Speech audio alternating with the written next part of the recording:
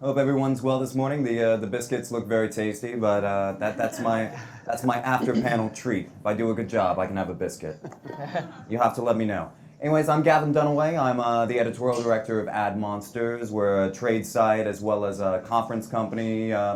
We've got some events coming up next year. I'd love to talk to you about mainly publisher-focused stuff, but hey, we let an agency or two in there occasionally. Only if we're feeling nice.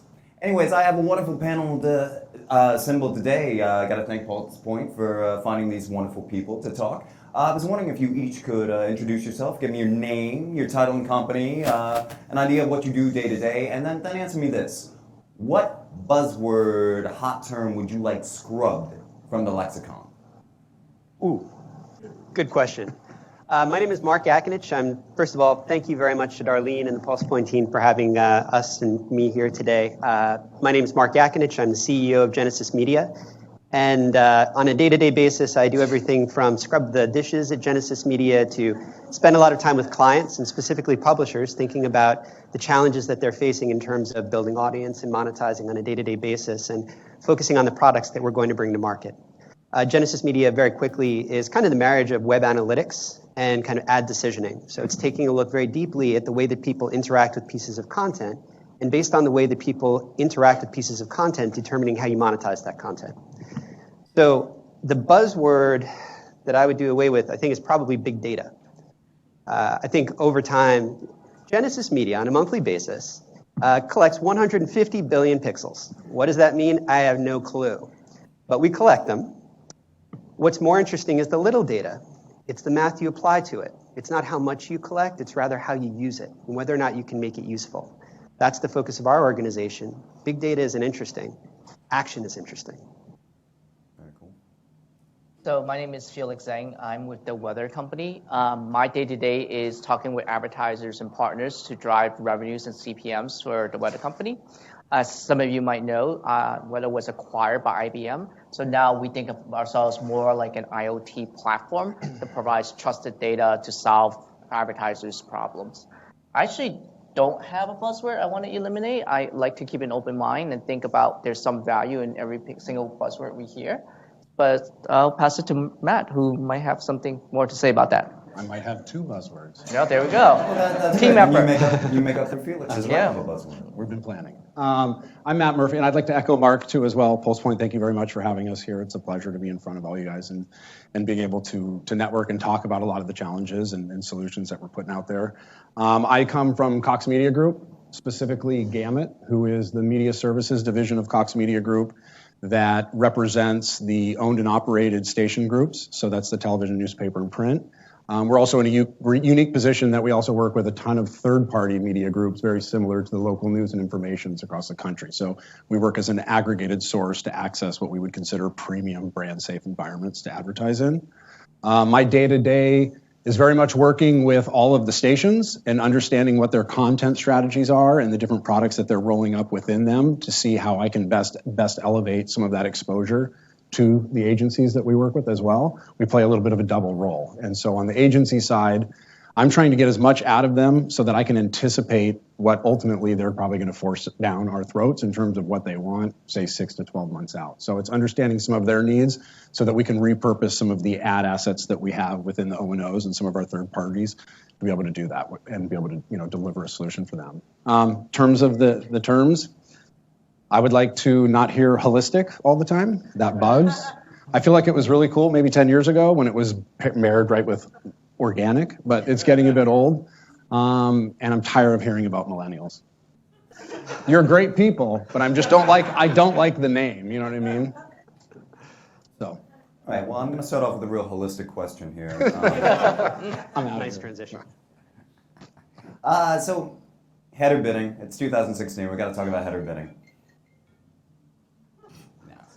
Header bidding has been a revenue and a CPM boost for a lot of publishers, but it's also made an already convoluted landscape increasingly complex.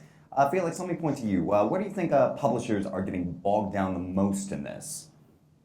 I think publishers getting bogged down a lot with the technology implementation and probably the idea that, which partners are the best. I kind of feel like there is a sales material where it's almost like everybody's asking us to get one more header bidder into our stack. And I don't think adding more partners is the necessary solution. It's all about like what's going to drive incremental yield for you, and that might mean with less partners. Interesting. I think, Matt, you had some takes on how it's kind of affected the space, the convolution, I should say. Yeah, absolutely. I mean, I think a lot of the ways that I position my thoughts on it are very specific to local media companies. So again, that television, newspaper, radio is very consistent with the Cox O&Os and some of the other media groups out there. But the challenges that we've had as we try to facilitate that marrying of the supply and demand in the middle is, to Felix's point, how they're actually deploying it. And a lot of challenges in that local space is that you have some of the traditional salespeople or heavily sales influenced people trying to manage and deploy these implementations, while at the same time protecting their direct sales efforts, which can be in direct conflict with the actual being able to tap into the true value or opportunity of the header bidding. And so what I've seen in some of the implementations internally and externally is that they've almost recreated the waterfall that the header bidding was supposed to eliminate with ad server prioritization. So the bids are coming in, and it's wonderful, and they're pre-populating, but you're still going down through now ad server prioritization, whereas people that are willing to pay more, but because of their prioritization, are still getting beat out by people who have a better prioritization in that old school waterfall effect. So that's been a challenge with us. But I believe in the value and the promise. I just think that the deployment and, to your point, how you select partners and who's managing that overall yield strategy or monetization strategy is critical. Can't be the salespeople. Sounds a bit like we need more of a move to holistic yield management. Yes. By millennials. In an organic fashion. Well, Mark, that's interesting to bring to you because you have a technology that brings a different layer of complexity. How does it, but how do you, let's talk a bit about how Genesis works with data and ad decisioning. Would you mind going into the basics a bit? Sure. So from an optics perspective, if you look at Genesis Media's business, we're thought of as an outstream solution. We've been in the market over 4 years focused on in-article video. We realized a while ago that if you just take video ad experiences, in-articles specifically, and you put them on pages, they don't scale and they don't perform. They create waste for publishers. So we started to invest in big data. Really what that means is data collection facilities that would allow us to look at how people behave within pages that have in-article video and how these experiences perform. And fast forward, we've built a really powerful, extensible engine that allows us to understand how people interact with individual pieces of content, and based on how they act with each page, change the ad experience in that page. The ad format, the type of format, whether or not a video appears. Maybe it should be display, maybe it should be something else. We're focused on this continued evolution of trying to conform the ad experience and monetization to how the user behaves within a site. We think that where in the past, rate of exchange for a publisher, which was very fixed, rate of exchange in advertising, of course, is you're going to see this many pages, you're going to see this many ads. It shouldn't be fixed. It should be dynamic because each user extracts a different type of value from each publication. Some users are loyalists, some are flybys, some are arriving once from social media and bouncing right off the site. They should be treated differently. That's fascinating stuff. And Felix, we were also talking the other day about you feel like a wider span of data is being leveraged now. Of course, weather has always been big on weather data. But what else is really driving revenue for you guys? So to be clear, we're not just about weather data. We also have location data. And now being part of IBM, we're going to make a lot of other data available. So for instance, when you download the weather app, you agree to give your location so that wherever you travel to, you can get the weather in that local location. So we have access to that location data. And that's one of the key areas that we distinguish ourselves. We don't really sell a lot of homepage units. I mean, we do high impact. Our biggest sales is really taking the first party data that we have and making a product that drives results for advertisers. Well, that's kind of an interesting question because this is something I hear more at publisher forums is like, who really cares about the homepage unit now? Because so much traffic is coming in from social media and other sources. Do you think advertisers are kind of shying away from that? Like, I don't need that giant homepage unit anymore? I don't see it as often, but I still think that in certain periods of time, certain advertisers want that big splash. So that is still being so. but not as often as I've seen it before. Interesting. Interesting. To get back to the complexity bit, how would you guys say this the tech influx has most notably affected the organization and the makeup of revenue teams on the sell side? You I know. you want me to take that? I'll jump on it too. Such Yeah. gentlemen here. Yeah. You gave me you, the word. you help gave me out. the word, I'll take this one. Yeah, so I think the sales team is now becoming a lot more sophisticated in terms of getting knowledge. For instance, header bidding wasn't around a couple of years ago, or not at least in this form. And so as a result, we need salespeople who are fluent in the language and who can actually talk to advertisers who have this knowledge and have a conversation about why that particular property makes sense for them and why that particular execution is the right thing for the results. And Matt? For me, I think I love technology. So it's like Kip from what's the I can't remember. Anyways, I'm a big fan of the tech side, so I appreciate it. The challenge I have specific to the sales organization is that they are very commonly sitting in the trade magazines and everything is a new topic of the day. And they very quickly get pulled in various directions. And so for us, structurally, as much as we appreciate the feedback coming in from the sales team, I feel like we need to be anchored in someone who truly understands the technology and the impacts any type of a deployment of some new technology can have on the overarching, revenue strategy. And so for us, it's just really important that the people that are in those roles, they have to be salespeople because they have to understand that passion for wanting to get out there, but they also have to have an operational background to understand what a technical implementation will have on the organization and whether that benefit will outweigh some of maybe the downsides or time investment to get it going. So do you encourage operations people to kind of take the leap into sales? Is that right? Because I thought most operations people spent their time in like dark basements. And It's not our operations people, but I think to some extent, yeah. I mean, I've always been a seller. I mean, I think I started selling pagers and cell phones way back, just out of high school and in college, and so I love the tech. But then were you the beeper king? I was the beeper king. I think one of the 800 numbers you could text me, and then the people would say outrageous things. I'm like, how do you say that to a person? And they type it, but. No, I think it does. Everybody takes a unique person. You have to appreciate that. And the thing that I love about operations is it puts you in a position to get stuff done, or it could be said a different way. But it's like it allows you to really assess such situations and take action. And for me, that's super fun. And to be able to quickly see things come to fruition is very rewarding for me. Now, for salespeople, that's not always the case. So it does take a unique person who can appreciate the technology, have the desire to really understand it. Right, and listen to people who are far more intelligent than myself to give me some direction from the tech side. Appreciate the operational output that you can bring to the table when partnering with the right people, both internally and externally, and then love the win when you get the sale done. So I think it takes a unique person, but it also takes a unique team to support that overarching strategy or philosophy. Yeah, this may be a bit repetitive to that, but we've actually had incredible success in trying to see the operational talent within the sales team. I think it works. And in fact, the profile of a seller, certainly in a programmatic world or sometimes a programmanual world, is that they need to be able to speak the language. Successful sales happen on the basis of setting the relationship up for success at the beginning, managing expectations effectively right at the front of the conversation. That's when it works. Otherwise, many times it doesn't. And you need that operational competency in order to have that conversation with the right people across the table.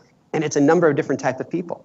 In our business, it's working with the DSP, it's working with the trading desk, it's working with the account direct team. Sometimes it's interaction with the brand. It used to be working with the brand team. It's a very different conversation. A lot more relationships have to be built up. It's about relationships, but it's also about ones and zeros. Much more about ones and zeros. All right, let me bring up one of the biggest issues, definitely of 2016, and what I keep hearing more and more about: non-human traffic, fraud, awareness. It's emerged, major issue. How do you see publishers best dealing with it? I mean, now the agencies are definitely getting on their cases about measuring it. There are a lot of, and there are tons of discrepancies between measuring companies. Where are the biggest pain points? For us, some of the things that we've seen is there's even discrepancies within the same company. So you use it on the front end and the back end is discrepant with the same exact company. So that's just a challenge of exposure that has to be represented somewhere, and it's typically in the unit cost when you're selling the deal to make up for that. The one thing, though, when I come back to the local side, all of this exposure of ad fraud and non-human traffic and so forth has really been beneficial for us because as local news and information sites, when compared to, say, some of the broader reach exchange access to the long tail of sites that are available out there, we just don't fall into that category as much. So naturally, our audiences, and I always joke, no one accidentally shows up on a local television site. You know what I mean? It's not like these massive audiences at, ABC local in Atlanta or something like that. It's just not the case. So I believe that the safety of that environment for brands is wonderful. The challenge is always the scale when you look at really tight geos, especially if you're trying to layer any kind of demographic profiling you're targeting against that. But our value is very much how do we elevate an aggregated access to that inventory pool? And the benefit there is that each individual site functions the same, that we're not as exposed to as much of that. So our story becomes stronger when we talk to the agencies. And so for us, it's great news because the majority of the media that we're representing and trying to sell is not as affected as, say, some of the larger, more endemic or national brands or even the long tails through the exchanges. I'm curious about that. Felix, Yeah. where have you run into issues? So I think we dealt with it head on. In the very beginning when we heard about this, we basically did a study on our inventory and we found that very low. And this is on rounding errors with measurement, about 1 or 2%. Is fraud, and it's arguable that sometimes it might be just measurement issues.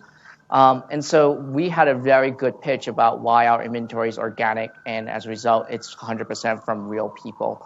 I think Brian Lesser has mentioned about how we deal with it. Stay away from the open exchange, buy directly from publishers. And I echo Matt's point about when you buy directly from a publisher through a PMP, then you're getting really quality inventory and not spoof inventory that's available in the open exchanges. Great point. Do you have, I guess the main advice there is kind of for the buy side, the best way to avoid it is going the premium route. Yeah. Do you have any advice for other premium publishers with regards to cutting your NHT? So my first point about you just have to know your inventory and be well aware of it. When I was in a conversation with an agency very recently, that topic came straight out at us. And I was able to show them, look, this is what we did, and this is what the percentage was, and that was the end of the conversation. There was nothing more beyond that. But if you weren't prepared, you don't know your inventory well enough, and have backing of data in that conversation, you are going to be in trouble. And you don't think this is going to turn into something like viewability, where it seems like agencies and publishers are kind of fighting over every impression? I don't think necessarily needs to be a fight. I think certainly when you have different vendors, you'll also have a situation where you want to talk ahead of time before the campaign launches about how you're going to measure this. And as long as you are clear upfront about what you're doing to do and how you're going to measure it and how you would deal with discrepancies, I think that's fine. But campaigns do go out to the open exchange, because open exchange provides the efficiency of reach, and programmatic, is built almost to basically allow for that efficiency of reach and also audience management with targeting and data that allows you to get efficiency. And, when it comes to publishers, our publishing partners, really it's just being aware of the way that you manage your audience development. This should be pretty self-evident. I think everybody in this room understands this, so I don't want to spend a lot of time on it, but you pay for what you get. It applies to when you buy media and advertising in the open exchange. It applies to when you manage your traffic and you buy traffic and clicks that are going to generate traffic within your site and hopefully further engagement. You pay for what you get. All publishers have to take responsibility for the fact that as they're managing incoming audience, and they're kind of working into their numbers, that the quality of the traffic is part of the payload of the cost that they pay for every 1,000 people that show up to their site. It's actually almost that simple. And of course, there are technologies that are imperfect, but they work. And they are, at this point, reasonable trading currencies on which we can build the ecosystem to be more healthy. We're far healthier this year than we were 3 years ago. By far, I mean like 75% more. It's imperfect, but it's massive forward progress, and I don't want to minimize that. That's very cool. Also, I should mention the way I like to run a panel is I love as much audience participation as I can get. So if you guys have a question or whatnot, please just raise your hand or even just shout it out.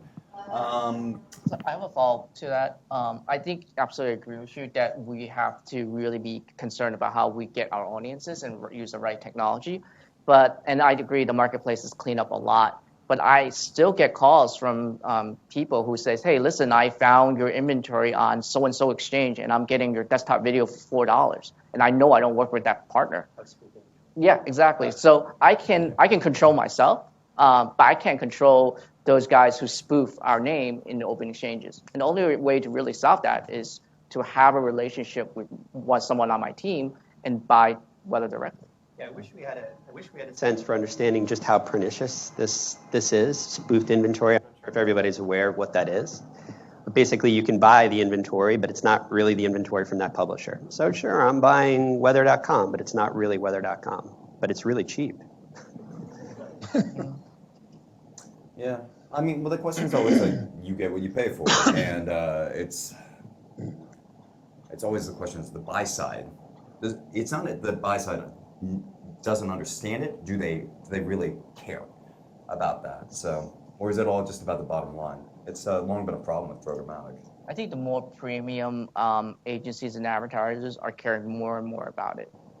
And they've been really investing in the technology to really ascertain that it's the right inventory. I gotten questions from big agencies asking straight out, like, which other partners you work with?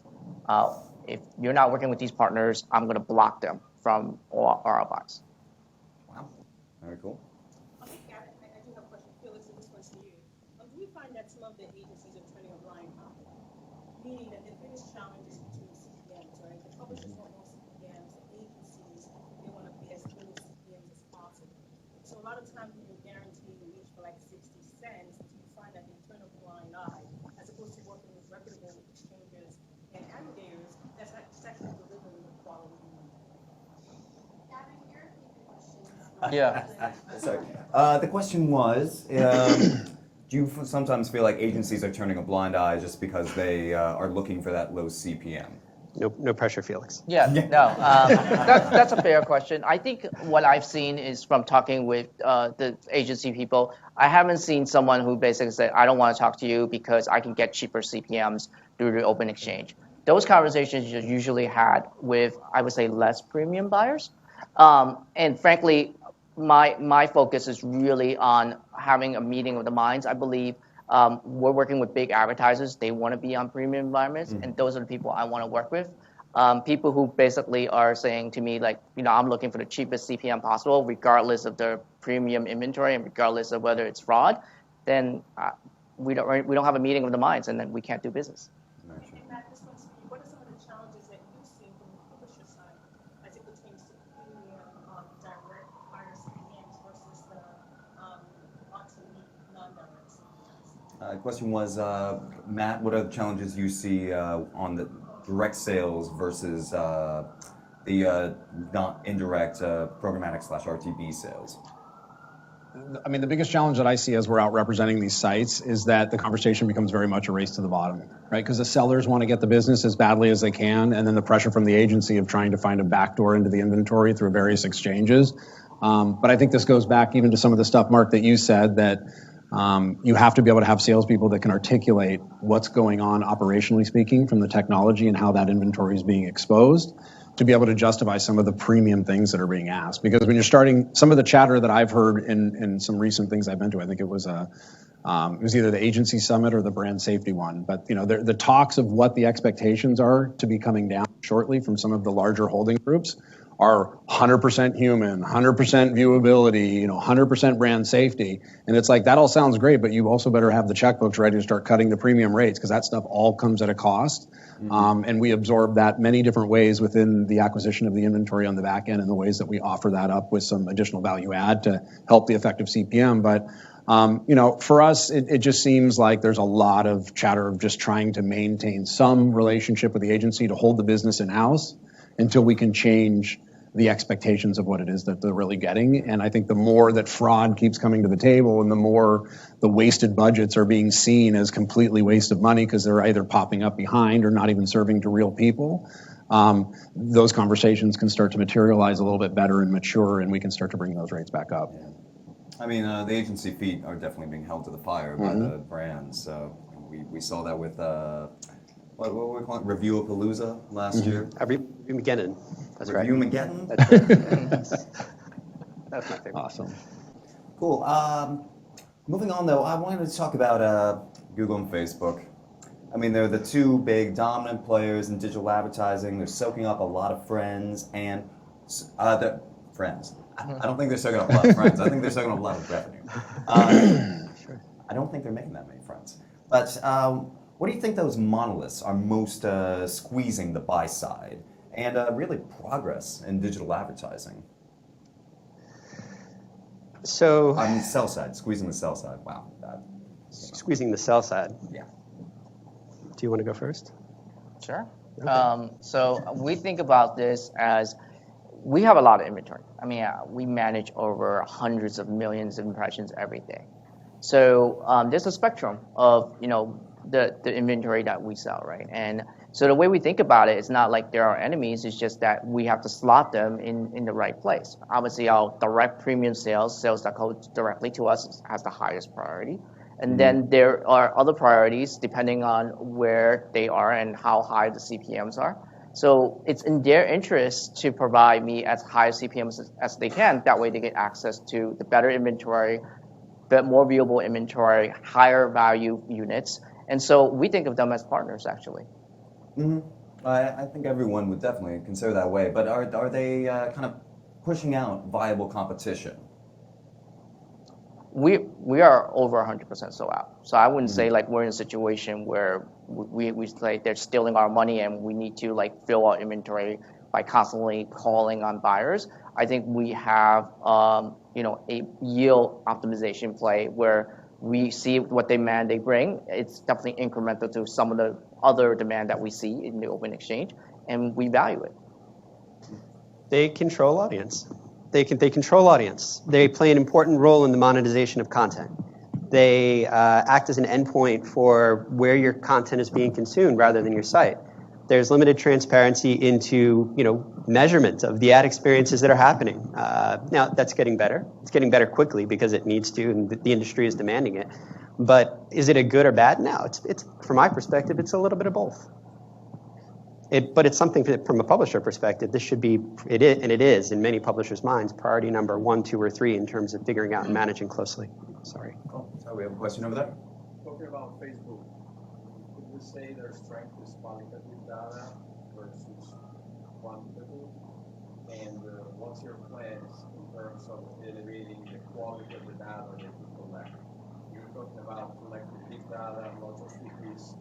But then when it comes down to qualitative data, associating data to specific people and building profiles, can your companies compete with that, or you don't have any plans on that? The question is kind of multi-part.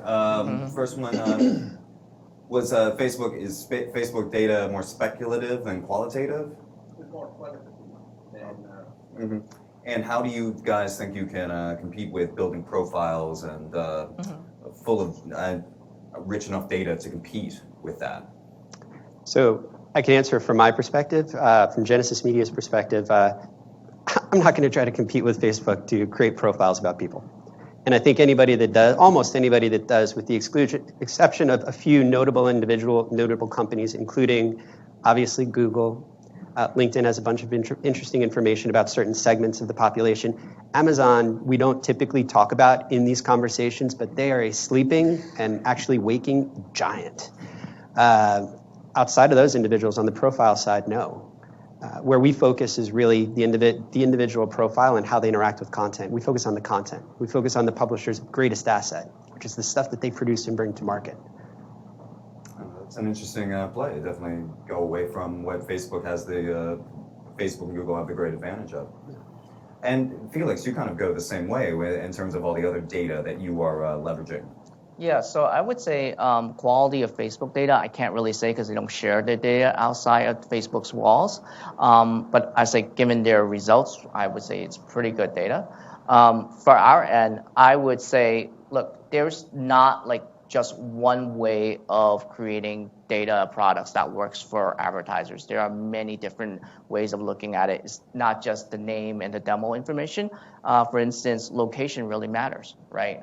So you might be an individual, I don't really care your name, I don't really care how many friends you have, but if you're walking around looking at home improvement stores, well, maybe you are looking to do something with your house, and you might be valuable to a Home Depot or a Lowe's. And Weather has that data, because we know where you are at every given time. So that's a valuable data set. And of course, we will focus on quality. We don't want to sell bad data, because ultimately we are on the hook to drive advertisers' results. And we have data that basically track back to how our data drives that result. One of the interesting trends that's kind of popped up, there was a company called Arbor, which was bought up by LiveRamp. Has this been an idea of publisher data licensing? Do you think there's legs in there? Publishers kind of sharing data, grouping together as an all, pretty much to gang up against the Facebook, Google monolith? I think there's definitely some room for cooperation. I would love to work with a publisher that has demo data and make our data sets better. That is not my expertise. We do have someone on my team who's going to be really spearheading that. And so, yeah, if any publisher in here wants to have a conversation, happy to make an introduction. The same with you, Matt? I mean, Yeah. how do you feel about that? In our space, I'll be the first to say that I think we're a little bit slow moving on the data aggregation within the owned and operated properties of CMG. I would say that's not such the case for the automotive side. So looking at Auto Trader, Kelley Blue Book, they're like the mother lode of auto. And so we have lots of interesting conversations going on with the likes of Google and Facebook that are trying to sneak ways to get access to that data. And so I would like to see there be more play, which we're starting to implement internally between divisions, to be able to leverage demographic profiling from the different divisions that we have, including the communication side on the cable. Because I think the utility of some of the auto data specifically doesn't need to be just for auto, right? There's a lot of inferred demographic profiling that you could apply based on auto that would be consistent with maybe luxury brands or other types of retail categories that you could infer based on the auto data that we have and the recency and types of cars that they're buying. So I'm not as close to it as I would like to be. But I think that there's definitely some interesting things going on in terms of how we're interacting with some of them, and then of course what we're doing on our own side from a data perspective. Cool. And I So think unfortunately, we get wrapped. unfortunately, we're running out of time, but before we wrap up, just one last question. It's December, and as we wrap up 2016, and each of you are probably wrapping up your budgets for 2017 as well, what is the one major focus that you're looking at for 2017 in your perspective areas? So the question is, what's your big focus for 2017? I'll go first. So I think what we're focusing on is an acceleration of technology. We actually are moving very quickly to, for instance, on header bidding, right? Now it's like server to server. People are already ripping up their client side and replacing it with all server to server implementations. So it's about moving very quickly and seeing how we can actually move ahead of that and keep ahead of that trend. So moving quickly is something we're focusing on for our 2017. Publisher automation. Publishers' lives are getting more and more complex, and so we're focused on building tools that use reinforcement learning and machine learning to make it a little bit easier. Yeah, a huge push for us is that we actually had an exchange side of the business that the larger enterprise pulled out from Gamut to support the larger Cox organization. So that's across the communications, automotive, and the Cox Media Group. So the push there is really a ton of internal collaboration between the three divisions and bringing, to the surface all of the data and types of analytics that we can have to strategically build demographic profiles that are truly unique and first party, and be able to offer that through both divisions through a single tech stack that's actually our own. So just to summarize, I'm hearing server to server, I'm hearing data automation, I'm hearing consolidation of different units, but still back to the data aspect. Is that Yes, correct? absolutely. All right. So a big thank you guys for coming and joining. Awesome. Thank you, guys.